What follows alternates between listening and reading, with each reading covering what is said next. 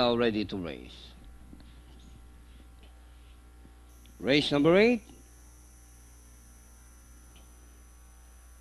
And the race is on. Arrowhead, Stunning Success, Ice Storm, Señales, Beautiful Boss, Dugus Paramore, and entry number 1, Dandino, is running at the tail of the field. Arrowhead by about 3 lengths, followed by Ice Storm in second.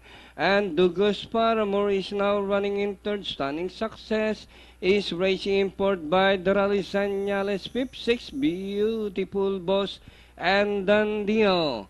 And inside the last 750, Arrowhead by about 3 lengths, followed now by Dugus Paramore in second, Ice Storm, Stunning Success, Señales, and Beautiful Boss.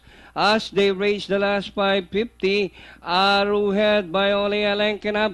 Dugus Paramore is on the outside.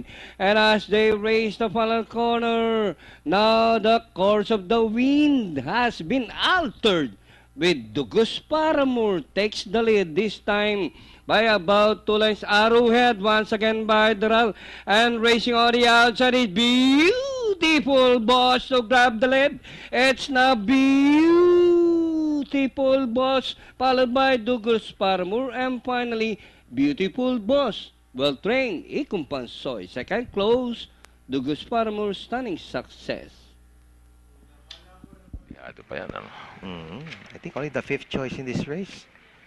4-2-5 unofficial order of arrival. Yan, Beautiful Boss crossing the wire first with Uno Hernandez.